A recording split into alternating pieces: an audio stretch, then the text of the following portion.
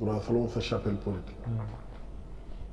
léegi ma xalaat sénégalais lambda bi ma yërëm ko moom kan moo koy wax droit te yàlla tax sénégalais bi toog këram du Pastef du Benno bëgg a xam luy yoon moom kan moo ko koy wax te yàlla tax da ngay toog université sa professeur bi la jàngaloon droit génn contredire na lam la jàngaloon du noonu.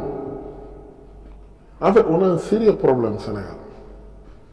Dañ politiser de trop l'administration suñu institution yi ba au final kenn xamatul lan la yëf yi di niróo gis nga simbakat bu déguisé wu ba yëf yi jaxasoo Sénégal loolu lay niróo fi mu toll nii suñu xaar kan moo ñuy wax droit te fi sabilillah laa wax ku wax rek nga xam position politique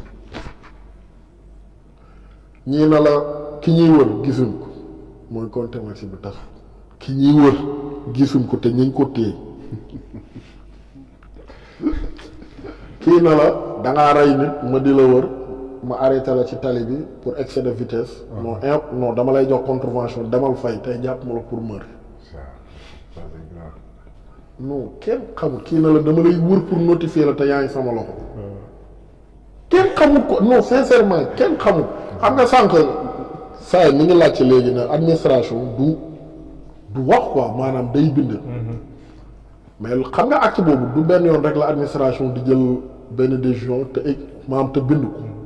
xam lu ma ci bëgg a laajte pour li ma ci bëgg a analyser est-ce que su fekkee par exemple acte bi ñu jël forfaiture la ki ko signé est-ce que mën nañ ko topp ci yoon loolu ndax mën na ne. bien sûr. kon est-ce que du looloo tax décision yii paase yëpp amu ci benn bu ñu maanaam amu ci benn boo xam ne dañ ko bind. dañ lay wax rek nga def légèreté maanaam légèreté boobu non est-ce que légèreté la maanaam est-ce que li nga foog légèreté la wala prudence est-ce que du waa prudence daw nëbbatu kan mooy signé li nga xam ne leer na la ni yow li ngay def nii c'est du faux. amul benn obligation amul benn obligation pour dresser par exemple dama tax ma laajte loolu Diallo. ça c'est grave. subjectivisme la. parce que bu signé subjectivisme la. da nga ñëw déposé. yow xamoo administration. parce que Diallo bu ñu bindee te signé rek bàyyi nga trace. non amuñ ci benn obligation. ëllëg maanaam kàddu ay kàddu la rek diw laa fekkoon diw mais bu signé rek bàyyi nga trace. te plusieurs fois ay acte jël nañ ko fi yoo xam ne amu ci benn buñ bind notifié. c'est ça. kon est-ce que du liñ foog légèreté maanaam daw la prudence ndax leer na leen ni li ñuy def forfaiture la. gis nga Diallo sénégalais yi dañ soxla ku leen dimbali xam nga lan la ñuy dimbalee sénégalais yi d'abord parce que ñu ngi dem ci ay élections ak beaucoup de doute là. sur la transparence. te élection dafa am nu mu tëddee. comme chaque année. mun nañ ne mooy période bi état di gën a vulnérable te yéen a ñuy wax mbirum ceinture de feu yéen a ñuy wax situation géopolitique yéen a ñuy wax ay dangers yi ñuy gerte yéen a ñuy wax extrémisme yéen a ñuy wax yu yëpp boo ko dajalee fi mu gën a mun am prof ndool ci réew mooy période de élection waaye ngir yàlla ak yonent bi du ngeen ñu sarax tëggal ñu élection libre transparent inclusive comme yéen ñu ngi leen ci boolee. mais Touré loolu responsabilité première kan la. mais le président de la République parce que le président Macky Sall ne doit pas faire moins que Wade xam nga lan mooy moins que Wade mais s'il vous plaît waaye ngir yàlla xam nga tax nga war a def moins que Wade ni muy jëm nii de. président dafa demoon ak Wade xëccoog moom ay élection am moom ay partisans Wade yu génn di jubilé fii sur la VDN nañoo gagné am na ci tey ñoo xam ñu ngi ci wetam je veux pas citer de nom mais xam nañ leen. xam na ko am Wade les a rappelé ñoom ñëpp ils sont avec lui. à l'ordre ñooñu bu leen toppoon président Macky Sall tey du jot ci nguur gi passation de serment bu seddee bi li Sénégalais yi soxla mooy nan nga mënee nekk arbitre yow ca départ ba nga posé acte boo xam ne tax na xelu ñëpp tey tey kan moo wóolooti tey kii organiser élection déjà yow dañu doon jiiñ kuy dox guddi nit ñi yow mi ni fekk la ca kaw garab ya nga taxaw du ma tiit non nañu waxtaan. et tu as raison Touré. kan mooy décider ni qui est candidat ou pas pourquoi le cas de Sonko war a différent ak cas yëpp yaa ngi ko tudd léegi Karim Wade yaa ngi ko tudd léegi Khalifa Sall mais pour Sonko moom noonu moom c'est l'exception quoi maanaam Sonko en fait bu ñuy tëggaat suñuy loi yi bépp texte booy indi di ko expliquer après da ngay def sauf l'exception Sonko. xam nga loolu quoi parce que il considère Sonko comme un terroriste. non kenn xamul quoi maanaam yow bépp loi boo nee la contumace terroriste. boo nee diw mooy contumace boo ko expliquer ba caag da ngay def entre guillemets sauf l'exception Sonko. c'est juste ça. il le Kenn considère comme un xamul en fait islamiste un terroriste. loolu xoolal la considéré pour ngir moom yàlla. bokkul sax Sénégal. Sénégalais yi ñooy fal. daal loi ko tënk. loolu mooy politique. non xam nga loi moom buñ ci tax non xam nga loi moom buñ ci taxawee rek bëri na loolu lu ngeen ci jalgati. xoolal du déet mën nañ toog fii di ko citer fii bu suba mais loolu du but bi xam nga but bi lan la éclairer sénégalais ci li xew maanaam acte bi ñu def direction générale nu mu tudd des élections acte bi ñu fa posé kenn mënu ko justifier joxeel la yow ñoom liñ seq ak ñiy jël si mooy jox leen fiche parrainage justement du loolu kese nag. non enquête y a un moment de vérification. non enquête noo xamul sax amu ci kenn ku ñëw nga laaj ko non dafa non enquête non loolu nga seq ak moom y a une vérification de. mais c'est pas encore officiel li nga defal nag yow Pastef bi nga dissoudre am na droit attaquer décision bi non loolu vérifier et puis li ñuy vérifier naka la ñu mais vidéo guñ ko duñ ko mën donc vérifier. yow li nga seq ak ñoom xam nga lu mu mel daal ma dem mairie ba di uti xaaral moo la rek xamali xew nu mu mel ma dem mairie ba di ut extrait de naissance pour déposer carte d'identité ñi ma nu mu tudd agents municipaux yi naan ma yow amagoo âge am carte d'identité ñun seen yoon newul ci loolu jox ma kayit bi la man police wala préfecture ñoo ma wax ne moom mën naa am carte d'identité wala majeur c'est ça. li xew lii kese la jàll loolu non enquête c'est ça. enquête damaa dem duuti extrait de naissance saa yi loo koy doy ma demal 40 nga naan ma non dama la ko jox mata boo am 40 yow jox ma lañ seet ma fay timbre dem et puis Touré c'est depuis l'inscription. moto demoo benn commission électorale. commission d'inscription électorale. nga gis ku ñëw di inscrire ñu koy xool est-ce que yow da nga perdre nga say droit. tout à fait non ñoom fépp loolu ak candidat xoolal ñoom liñ seq ak candidat xam nga lan la jox la kayit yaa na léegi nag même dans l'inscription il y a. léegi nag benn Sénégalais bu joxe casier judiciaire booy inscrire. léegi nag acte bi tu te présentes avec ta pièce d'identité. ça suffit.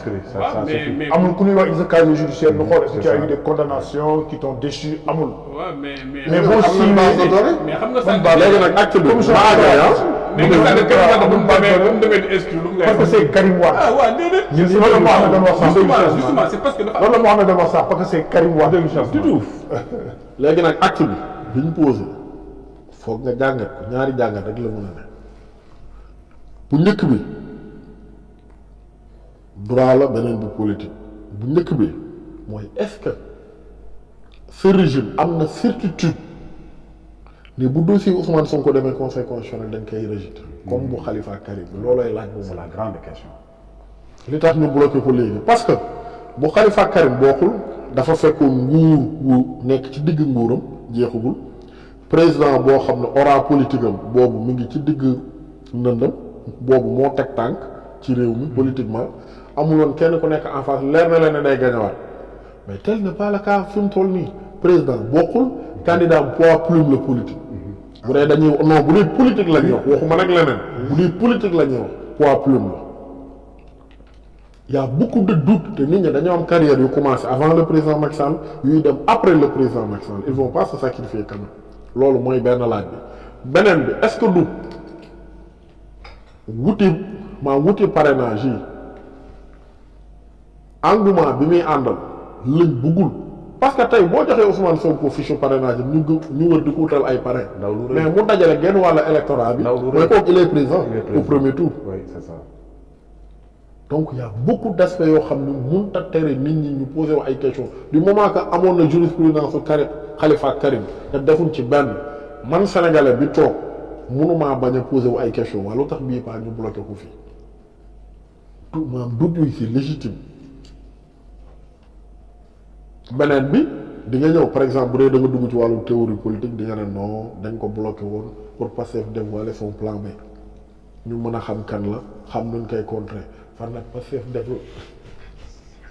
loolu waaw mooy CDEF parce que génnee loxo. waaw Pastef ak yeneen baaraam yi sax. ak yeneen baaraam def xoolal def génie politique mais nag doo dégg kenn wax ci ñi lay wax naan la c'est des novices en politique yii duñu wax. mais Oustaz ma doole am na ñu koy interpellé keroog maa ngi déglu benn débat benn journaliste di interpellé loolu comme une division une divergence entre les waa Pastef. waaw foofu danaa ci ñëw ma jàpp sax quoi. waaw am na ñu ko jàngatee noonu. non mais c'est grave. ça comprendre parce que c'est une divergence. man la ma jàpp le noyau mais am na problème c'est amul fu amul problème mais li ko nit ñi di interpellé man li ma gëm mooy Pastef li mu def génie politique la dañoo wut benn stratégie wu cheval de Troie. c'est ça sauf que cette fois-ci nag bopp cheval bee bëri xamoo ban ngay dagg sax sol. mais nga foog ne après kenn mun see am benn ambition personnelle dem ba si biir. moo koy yëg jël yoonu boobu. ay mbokkam rek xoolal wuy ma ay mbokkam rek lay yóbbaale. parce que ngay wax si président xaaral danaa ci ñëw. wax si Sonko. xoolal danaa ba léegi nii. xoolal danaa ci ñëw si affaire yi. danaa ci ñëw si. parce que ba léegi nii affaire yi. foofu laa ñëw ñu xaar de. moo bañ Diallo ñu seen bàll lay gaay di xaar. y' a pas de produit yu bëri saaga. te Ousmane moo koy jox. ah léegi sëriñ la. y' a pas de produit Bassirou Diomaye. dépassé na ay sëriñ yooyu. ay taal bi lan quoi. dépassé na sëriñ. léegi il n'y a pas de pro Bassirou. Ni Maris ni de pro Bassirou Diomaye ni de pro Abbas ni de pro X ou Y. X ou Y. Abbas il a déposé après. kuñ toog après dafa daw. Sonko lañ toog. Abbas ku ca dem sa bopp ngay yóbbaale. léegi nag mais nga xool division mënul. léegi nag. waaw Ousmane Sonko noonu. waaw léegi nag foofu laa la wax. foofu est-ce que ñëpp dinañ dëppoo.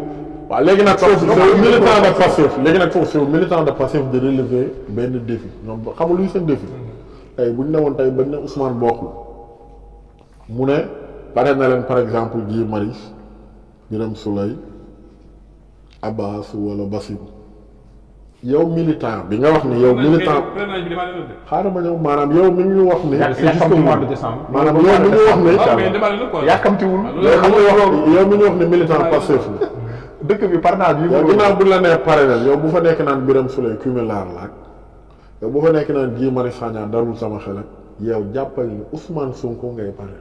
loolu nag défi waa Pastef la bu dee ñoom liñ doon wax ni projet moo leen tax a jug nu mu tudd askan bi la avant seen bopp l'intérêt général bu dee looloo leen tax a jug je pense que këréel benn yooyu warul leen tënk su fekkee looloo leen tax a jug am sax benn këréel du fa am. léegi ça je vous le dis. lan le régime bi di def en face pour le régime bi jaaxlewul noonu da ngaa far wala nga bëgg dalal seen xel. ah bon. non bien sûr. personne ne peut non xaaral rek moo fa jàlloo. personne. kii moom en 2024 non xaaral rek. kii moom personne ne peut gagner fii ay élections ci réew mi 2024 sans l'électorat de Pastef. Diallo mais moom amul carte de membre. l'électorat de Pastef. kenn mënut a gagner réew mi sans l'électorat de Pastef. ñu bëri buñ sañoon jaaxle bi du parti au pouvoir rek de même certains. chez certains alliés. non man nag dama mën a jël courage de mesure su ma doon tudd Déthié dama doon tudd kàddu. day xaar ñu yàqal ko de.